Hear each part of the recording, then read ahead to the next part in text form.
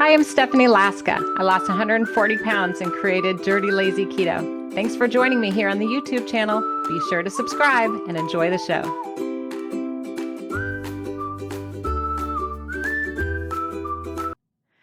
Seriously, we want to have a good time. Losing weight doesn't have to be so dang boring. We can have a little bit of fun too, right? You might be wondering why I'm wearing my pajamas. Now, yes, these are pajamas. I don't wear these in public. I'll do a little dance. Da, la, la, la, la, la, la. These are my Minnie Mouse pajamas, I like to call them. And the reason I wore them today is I want to share with you some tips for making the keto diet easier. And specifically, I'm going to share with you 10 things that I like to do before I go to bed. So at night, when I'm in my pajamas, looking all fabulous, without the makeup though, without the hair, before I get into bed, I want to make sure tomorrow is going to be successful. So these are some of the tricks and tips that I've used to help myself lose 140 pounds and keep that weight off now for almost a decade.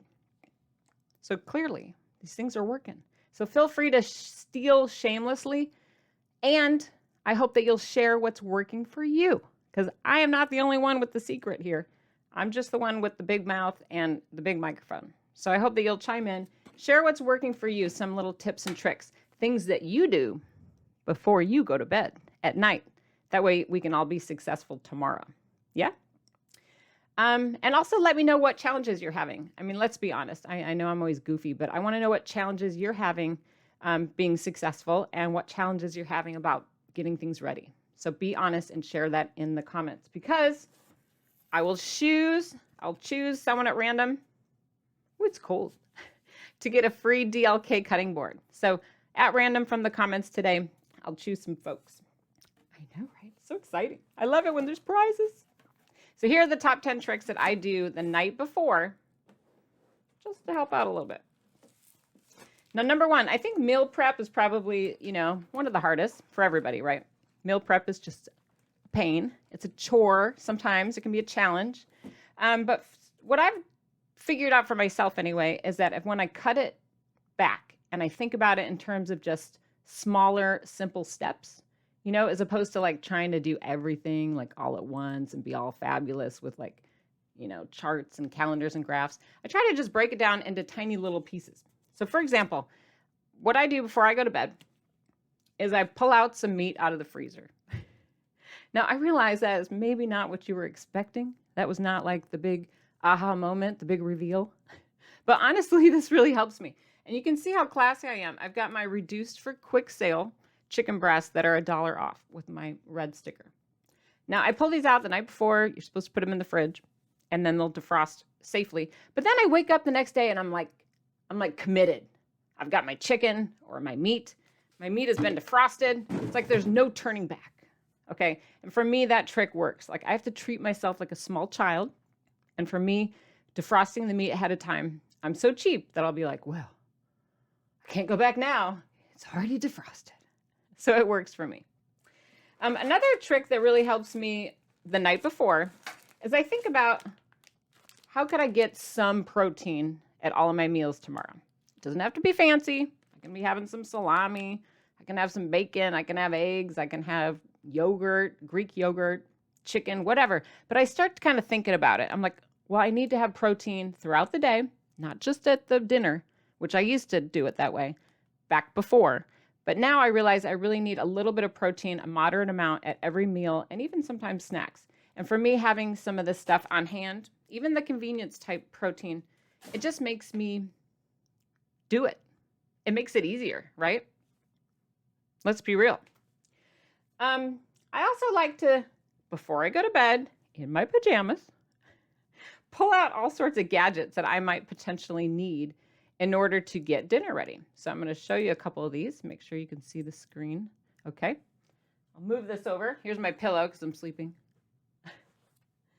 But I like to get out some gadgets. Like I mentioned earlier, okay, I'm cooking chicken. So I got the chicken out of the defroster. But I'm also going to pull out on the counter, I'm going to pull out the cooking gadgets and the supplies that I might need in order to get dinner ready. So there it is. You can see my slow cooker here. Old school slow cooker. Love it.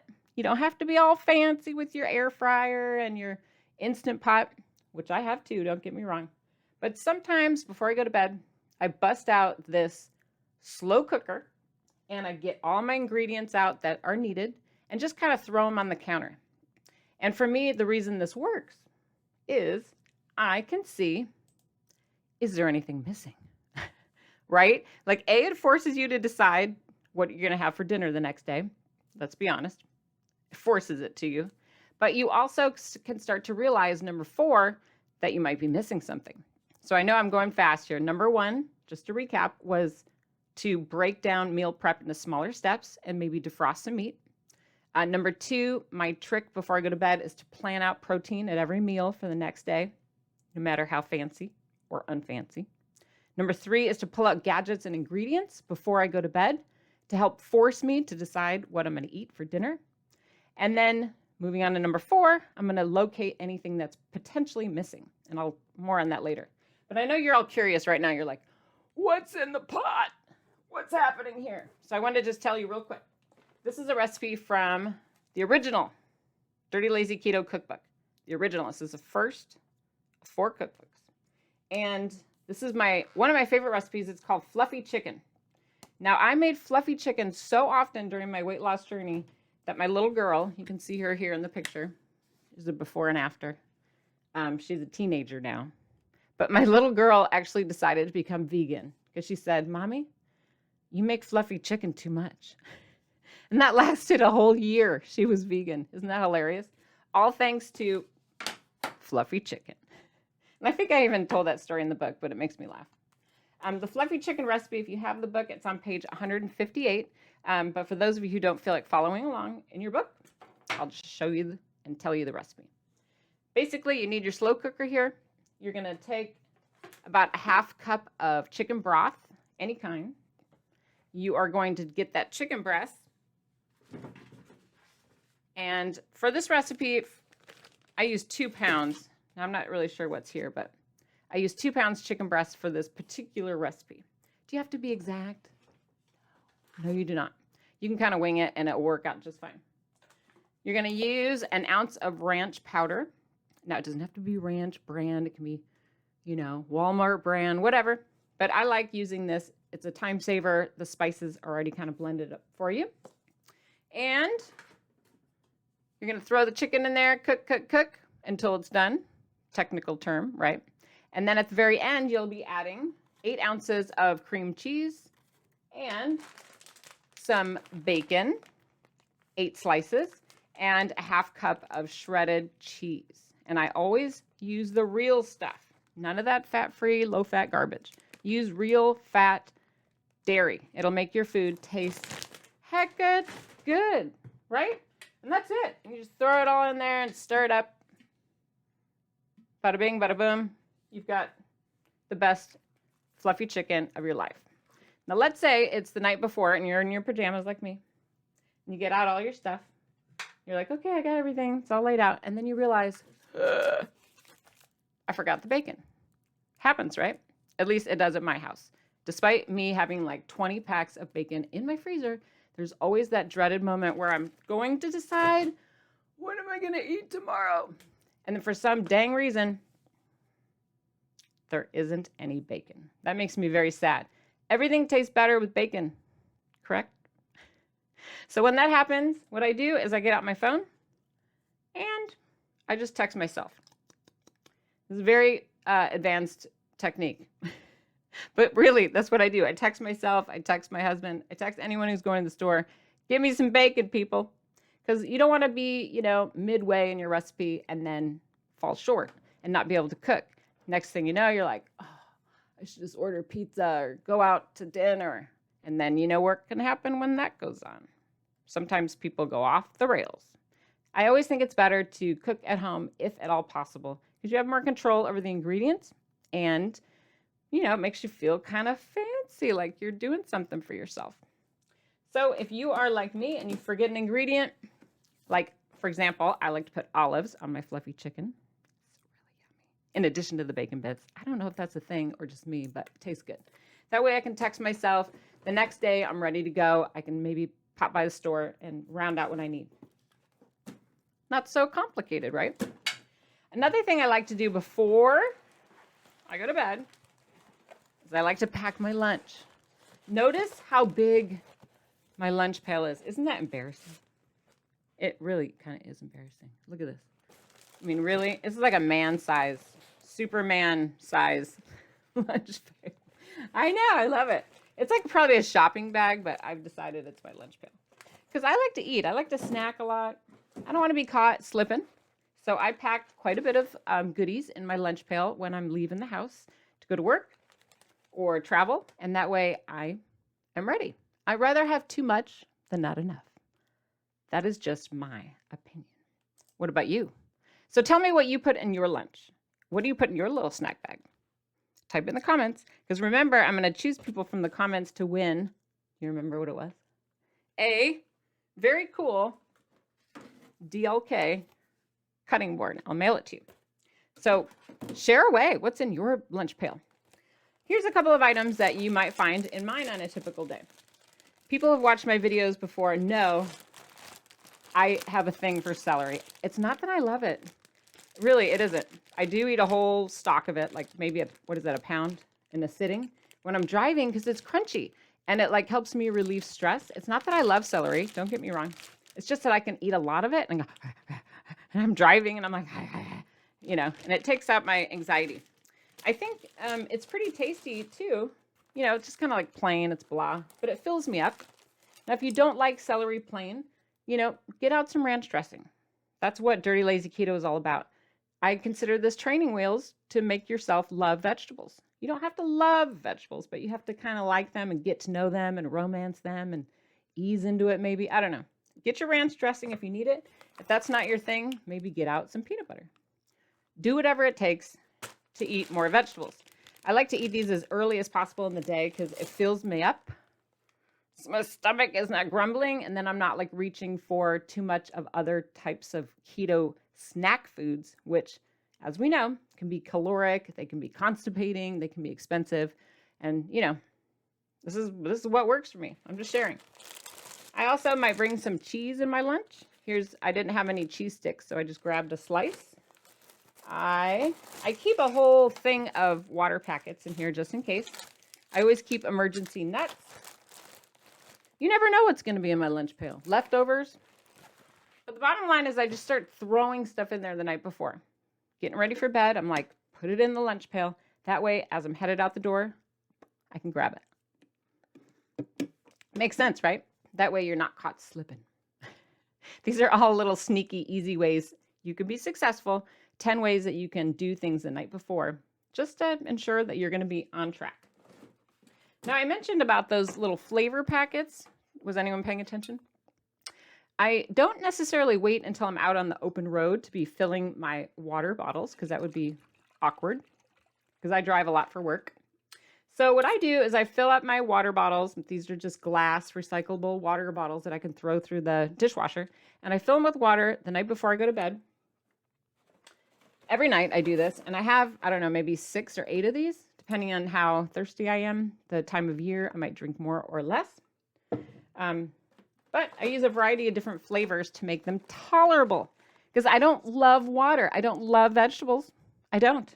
But I love the way it fills me up and makes me not eat a bunch of keto crap later. Okay, let's be real. So I use all sorts of flavors depending on my mood. Here's some fun ones. What is this? Pineapple, grape, and hello, Starburst, pink candy. Courtesy of the dollar store. I go to the dollar store and I usually spend like $35 or $40 on all of these. That is super embarrassing, I know. I also go to Walmart and get the squirters. They're pretty good price when you buy the double size at Walmart. The single ones, not so much. But tell me what you put in your water. How do you make it tolerable? Do you have a cute water bottle? Tell us your tricks because we all know we need to drink water to fill up. But that's one of my nightly routines that I do just before I go to bed. I used to do this when I had a baby, like 100 years ago. My little girl, remember when she was little? I would make her baby bottles at night and line them all up before I'd go to sleep. And so now I kind of just keep that tradition up, but I'm doing it for myself with water. Kind of goofy. If you don't want to use those flavors, you could always do something fancy like lemon, But just do something, right? Like the night before, nobody wants to mess around with that in the morning because, in the morning we're tired. We don't have time. And we just don't care anymore because we're like, I gotta go. So we are all the way at number 7. Are we going too fast? Are you guys sharing what works for you too? I hope that I'm not the only one talking here. I hope in the comments you're like, oh, I do this, I do this, I do this. Let me know. Another trick I have the night before, mind you, it's why I'm in the jammies, is I like to cut up my vegetables like all at once. If I were to wait till the morning to be like, oh, let's make a salad. No one wants to do that at the crack of dawn, right? No one is going to wash and trim lettuce and things like that. So do that kind of errands, maybe in the evening, or do it all at once for the week. This works really well for me. If you don't want to be cutting up lettuce, you can buy it already done for you. And I have suffered with those bags of lettuce for years, which are great. But recently I found out about this tub, and it keeps it fresh like forever. I don't know why or how, but it is a lettuce miracle. And then, what sometimes I do is I recycle this, and I just put a piece of paper towel along the bottom, and it's like magical. And I don't know why. It's a great mystery, but it really helps. Do it once, cut up your stuff once, and that way it's done for the week. Same thing goes for like other vegetables. For example, if you wanted to make them fresh every day, like you don't want a salad like 4 days old, right? Same thing with some of my vegetables. I like to cook them fresh, but I trim them, I cut them, I wash them all in one sitting, and then I just leave them in the fridge until I'm ready to actually cook them. Like for example, here are my asparagus tips, and I put them in a cup of water, kind of like think flowers. Now, I've actually had these in here a whole week, and they look great because they're still getting their, water, so they're perky. But I could go ahead, they're already trimmed, they're already washed. I can just chuck them in the air fryer, throw them in a stir fry, put them on a sheet pan with my chicken, whatever I want to do, and my vegetables are ready to go. That is a time saver, people. Plus, you're much more likely to do it when you open the fridge and it's like staring at you in the face, making you feel guilty. So that's another reason. Is that funny? I know. Nobody wants to be cutting up lettuce, people, so don't laugh too hard. A lot of times I will just skip this whole middleman, number 7, about cutting your vegetables all at once, and I'll buy my vegetables all at once. And I will spend a little more money sometimes on the pre-washed, pre-cut, pre-packaged, lazy man's method of eating healthy. I'm not embarrassed to say it. This is a Brussels sprouts that's ready to go. I don't have to do anything. Come on. That is the best kind of meal prep on the planet. That is why Dirty Lazy Keto works, is you can take advantage of, shortcuts like this. Frozen, canned, pre-washed, pre-prepped. Take advantage of these shortcuts. Do it once, do it for the week, then you're done. That will make you successful, I promise. Now, this next one, you're going to hate me. Probably with the vegetables, you might hate me already, but let me tell you one more. This one's horrible, I know. You're all, no, put it away. But really, this is an excellent tip. And it's helped me be successful. Before I go to bed, I take a minute, just a minute, and clean the kitchen up. Doesn't have to be perfect. Doesn't have to be, spotless. But, just put the dishes in the dishwasher, turning it on. That's it. Using a wet wipe and doing the counters, doing a little bit of cleanliness before I go to sleep. The next day, I become much more motivated to cook or do meal prep or do any kind of, healthy eating when my kitchen looks nice. So that's just my own maybe type A personality, but no one wants to cook or get ready for food when there's dishes and food everywhere and the sink is dirty, right? I know. So by the way, if you guys like these fun little tricks like this, I'm going to link up at the very end a video about how to make keto convenient. So it'll be a video kind of like this with show and tell, but tips to make it convenient. That'll be the theme. So stay tuned for that. I know I'm saying all these things that you probably get mad about, but this is a trick that works for me. And I started this after losing about 50 pounds. I had stopped losing weight and I was so mad. I was like, come on, like 50 pounds. And it was like flat line. And this is what I had to start doing. It was horrible, I know. Oh my Gerb, I had to get out the exercise clothes. And at the time I was like, oh, it's so terrible. Like it took me weeks to get going and get moving. and just to go for a walk. It wasn't like I did anything crazy. But what helped me the most, my friends, is I laid out my clothes before I went to sleep. Such a simple task, but it is highly effective. When I pop out of bed in the morning and I'm like half dead and you're like struggling, like, oh, coffee. And then you see your workout clothes right next to you. And I literally lay them how they go on, like, butt first, tag first, like, so I can just be like, ugh. It is so effective, you guys. I put my workout clothes on and I tell myself, you don't have to go anywhere, just put them on. But it works. I'd say 99.9% of the time I go out and I do some kind of activity. I'm not saying how good of an activity or how long, but I do something just because I laid out my clothes and it made me feel guilty, kind of like the defrosted chicken and the asparagus, that's all. These things made me feel guilty, and then I follow through. I mean, all in all, this is tip number 10, is you have to decide that your health is number one. And that is really a mindset. It's a trick, but it is a mindset. And you have to sometimes lie to yourself, like, my health is number one. My health is number one. Eating healthy is number one. It's number one. Like mantra, repeat. But it works. When you tell yourself thousands of times that you and your health and what you're eating and meal prep is most important, most likely at some point your brain is like, fine. And then you start following through. So I hope that was helpful, you guys. I know I'm a little goofy, but I'm trying to get through. I mean, we have to support one another. I think that you can lose weight on the keto diet. I think you can make it easier on yourself, or you can make it harder on yourself. Now, personally, I'm the lazy person, right? I'm the dirty, lazy keto lady. So I want to make it as easy and as simple and as stress-free as possible. And that's why I'm sharing some of my tips about what I do, before I go to sleep. So I hope that you'll share what's working for you as well. It can't just be me. We have to help one another, you guys. But transformation is possible. I know you can lose weight. I know you can, even with all these shortcuts. Yes, you can. Think of the positives. It is a way of life. You can do it, and I believe in you. I'm giving you the big round of applause, so give me a thumbs up. Come on. Come on. You know it works. It works when we're goofy and fun. So go, yay, thumbs up, clap. Convince yourself.